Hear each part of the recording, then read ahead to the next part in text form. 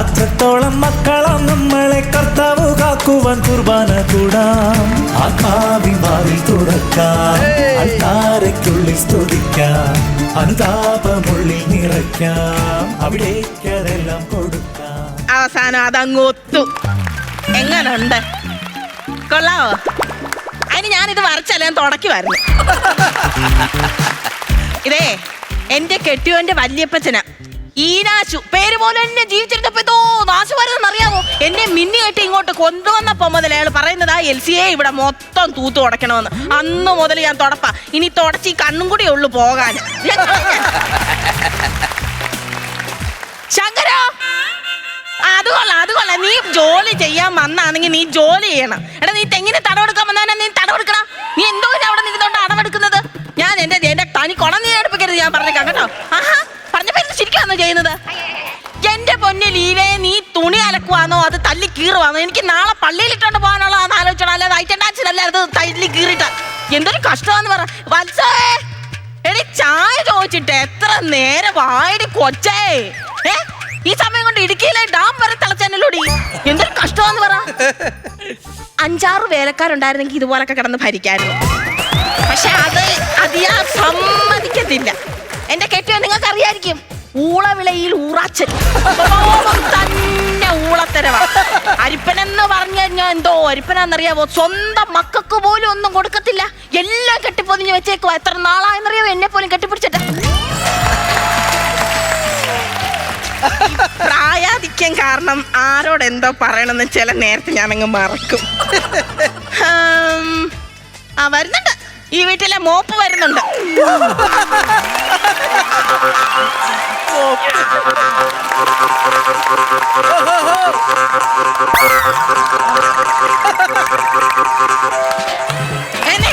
നിങ്ങൾ കാലത്ത് എങ്ങോട്ടായത്? ഞാനൊരു 2 ഫർലോങ് ഒന്ന് നടന്നിട്ട് വരട്ടെടി. അന്ന് അവിടെ നിൽക്കുക, ഞാൻ പോയൊരു ഏലപ്പൊതി എടുത്തോണ്ട് വരാം നിങ്ങൾക്ക്. അതെന്തിനാ? അല്ല, ഈ കണക്കിനാ പോന്നെങ്കിൽ 2 ദിവസം കഴിഞ്ഞല്ലേ ഇങ്ങോട്ട് വരത്തുള്ളൂ. വിശക്കുമ്പോ മടിയിൽ അങ്ങനെ വരുന്നത് തിന്നണ്ടായോ? അയ്യോ, ഇങ്ങനെ നോക്കിക്കേ, ആകാശത്തിരുന്ന് വിമാനത്തിന്റെ താഴോട്ട് നോക്കുമ്പോ മേഘം കാണുന്നവല്ല ഇവിടെ ഉച്ചക്കെട്ട് കാണുന്നത്. ഞാൻ ഒരു കാര്യം പറഞ്ഞേക്കാം, നിങ്ങൾ നടക്കാനൊന്നും പോണ്ട. റോഡ് സൈഡിൽ എങ്ങനെ മീൻ കടന്നു കഴിഞ്ഞാൽ ഒറ്റ മനുഷ്യരും മൈൻഡ് പോലും ചെയ്തില്ല. ഞാൻ പറഞ്ഞേക്കാം. അതെന്താ? വെള്ളം ഇട്ടോണ്ട് പോയി കഴിഞ്ഞാൽ ചാക്കി വല്ല വെസ്റ്റ് കൊണ്ട് കളഞ്ഞേക്കുവാന്നേ ആൾക്കാർ വിചാരിക്കത്തുള്ളൂ. അതാ പറഞ്ഞത്. പണിക്ക് നിങ്ങൾ പോന്നേക്കാന്ന് അവിടെ ഇന്നൊരു കാര്യം പറയട്ടെ. നാളെ 9 മണിയാകുമ്പോഴത്തേക്കും കുളിച്ച് നനച്ച് ഒരുങ്ങണം. 10 മണിയാകുമ്പോ റെഡി ആയാൽ മതി. 9 മണിക്കാണ് ബസ്. 10 മണിക്കാ ബസ്. 9 മണിക്ക് പോകുന്നത്, എന്നാലും സമയത്ത് അങ്ങ് എത്താൻ പറ്റത്തുള്ളൂ. എവിടെ? തൊടുപുഴയിലെ. തൊടുപുഴയിൽ എന്തിനാ പോകുന്നത്? തിരുവല്ലയിലല്ലേ പോകുന്നത്? തൊടുപുഴയിലെ മാമച്ചന്റെ മോടെ മോമാദീസ. അതിന് പോകുന്നില്ല. പിന്നെ തിരുവല്ലയിൽ എന്തുവാ?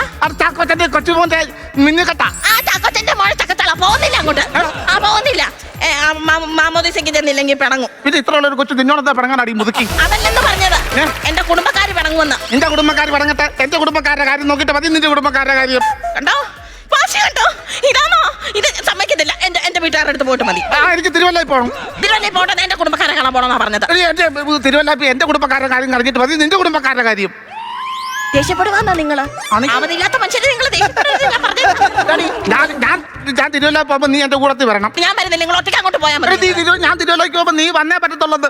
എന്തോ കാര്യത്തിനാണ് ഞാൻ നിങ്ങളുടെ കൂട്ടത്തിൽ വരുന്നത്? ഞാൻ അവിടെ പോയി ബീം വളക്കുമ്പോ എനിക്ക് സപ്പോർട്ട് ചെയ്യാൻ ആള് വേണം, അല്ലെങ്കിൽ ഞാൻ അവിടെ കിടന്ന് ചമ്മിപ്പോയി. ഞാൻ നിങ്ങൾ ഈ വായത്തോരെന്ന് പറയുന്നത് എന്താണെന്നറിയാം? നിങ്ങൾക്ക് വിശന്നിട്ടാ. ചൂടപ്പവും കറി ഇരിക്കുന്ന എടുക്കട്ടെ. അത് എവിടുന്ന് കൊണ്ടുവന്നാ? ഞാൻ ഉണ്ടാക്കിയതാ. എന്നിട്ട് അത് രഹസ്യമായിട്ട് പറയുന്നത് ഞാൻ പേര് അടിച്ചു മാറ്റിയതായിരിക്കും. അപ്പം കറി ഉണ്ട്, എടുക്കട്ടെ. അപ്പം കറിയും വേണ്ട.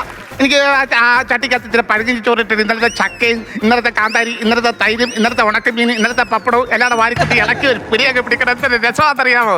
ഓ, എനിക്കും പക്ഷേ അരിത്താവി പോലായില്ല അവരെയൊക്കെ കൊതിവെള്ളം കയറിയിട്ട്. കഷ്ടമാന്ന് ഡോക്ടർ പറഞ്ഞിട്ടുണ്ട്, തണുപ്പ് നിങ്ങളുടെ 7 അയില തണുപ്പിക്കരുതെന്ന്. ഡോക്ടർ പറഞ്ഞ് തണുപ്പ് ഉപയോഗിക്കില്ലെന്ന്. എന്ന് കയറിയപ്പോ ഡോക്ടർ ഇരിക്കുന്ന AC-ക്കകത്ത്, പിന്നെ എന്നെ കൂട്ടിട്ട് ഐസിനകത്ത്. അവിടെയൊക്കെ തണുപ്പില്ലായിരുന്നോ? ശ്വാസോച്ഛ്വാസ തടസ്സമാണത്. എനിക്ക് ഒരു തടസ്സവും ഇല്ല. ഓ വേണ്ടേ, ജോസൂട്ടി വിളിച്ചായിരുന്നു. എന്തിനെ?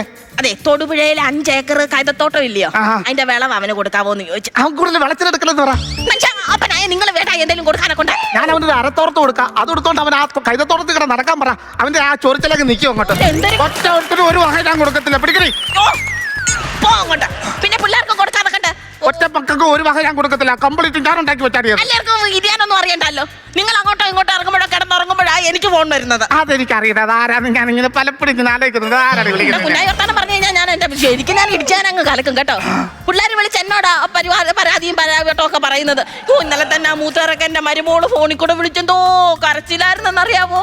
ഫോൺ വെക്കുന്നിടം വരെ കരച്ചിലായിരുന്നു. അത് ഫോൺ വെച്ചത് എങ്ങനെയാ, കസ്റ്റമർ കെയറിൽ നിന്ന് കോള് വന്ന് അവരുടെ ഓഫീസ് കണ്ണീര് കാരണം നനഞ്ഞെന്ന്. പിള്ളേർക്ക് എന്തെങ്കിലും കൊടുത്തോണം, ഞാൻ അതാ പറയുന്നത്. അവിടെ കാണാൻ പൈസ കാലത്ത് ഇരിക്കാനുള്ളതിന് നേരെ നടക്കാൻ പറ്റത്തില്ല. ഇപ്പോഴും വാശിയും കൊണ്ട് നടക്കുവാ അങ്ങേര്. അയ്യോ നടു വെട്ടിപ്പിടിച്ചേ. ഓ സാമ്രാജ്യം വെട്ടിപ്പിടിച്ചെന്നൊക്കെ കേട്ടിട്ടുണ്ട്. ഇത് സ്വന്തം നടുവ് ഇയാൾ വെട്ടിപ്പിടിക്കും, അങ്ങനത്തെ സ്വഭാവമായി. അതാ ഇവിടെ ഇരി മനുഷ്യ അങ്ങോട്ട്. നടുവിന്റെ കണ്ണി അകന്നതാ നിങ്ങളുടെ. നടുവിന്റെ കണ്ണി ഞാനും തമ്മിൽ പിണക്കമില്ല, എന്നെ അകന്ന് പൊടി. അതല്ല, നീ നടുവിന്റെ ഇടയ്ക്ക് ഇങ്ങനത്തെ ഒരു കിണാപ്പുണ്ട്, അത് അകന്നത് കാരണമാണ് നിങ്ങൾക്ക് ഈ വേദന എടുക്കുന്നത്. അയ്യോ ചൂടാന്നേ ഇതുകൊണ്ട് കാറ്റ് കിട്ടുന്നില്ലല്ലോ. എന്താണിത്? ഇതെന്തോ ഞാൻ ഇന്നലെ വെട്ടി ഒരുക്കി തന്ന പാള എന്തിയേ? അത് വലിച്ചു കീറിയാൻ എറിഞ്ഞു. അതെന്താ? ഇന്നലെ ഇങ്ങനെ വീശിപ്പോ അതിന്റെ ചെവുക്കുറ്റിക്ക് അടിച്ചു.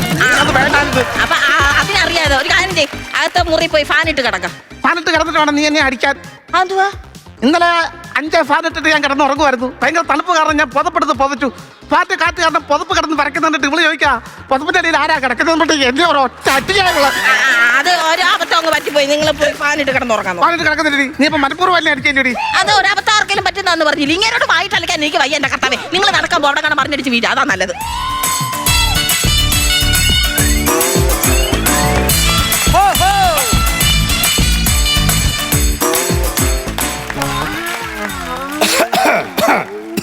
നിങ്ങളുടെ വീട്ടിൽ സ്ഥലമില്ലായിരുന്നു, അവിടെ കൊണ്ട് ചമച്ചാൻ പറയുന്നത്. ഇവിടെ കൊണ്ട് കളയുന്നത് എന്തിനാ? എന്തോ ഇവിടെ ഗേറ്റ് തുറന്നപ്പോഴേ ശബ്ദം കേട്ടു. അത് ഗേറ്റിന് ഇച്ചിരി എണ്ണ ഇട്ടാൽ മതി, ആ ശബ്ദം അങ്ങ് മാറും. ഗേറ്റിന്റെ സൗണ്ട് കേട്ടെന്നല്ല പറഞ്ഞത്. എങ്ങനത്തെ ശബ്ദം? എന്റെ അണ്ണാക്കിത്തിന് എണ്ണ എടുത്ത് ഒരു പൂച്ചു തുടങ്ങി. നിങ്ങൾ എന്തോ ഇവിടെ കിടന്ന് ബഹളം ഉണ്ടാക്കുന്ന ചോദിച്ചു. ഞാനും എന്റെ കെട്ടിയോളം ഇവിടെ കിടന്ന് വെള്ളം ഉണ്ടാക്കും. അത് ചോദിക്കാൻ ഞാനാണ് ഇങ്ങനെ തുടങ്ങിയത്. ഒരാൾ വീട്ടിലോട്ട് വരുമ്പോഴത്തേക്ക് ചെറിയ സ്വഭാവം അങ്ങ് എടുത്തോളൂ. എന്താ ഉണ്ട് പതിവില്ലാതെ എന്തോ ഇങ്ങോട്ടൊക്കെ ഇറങ്ങിയത്?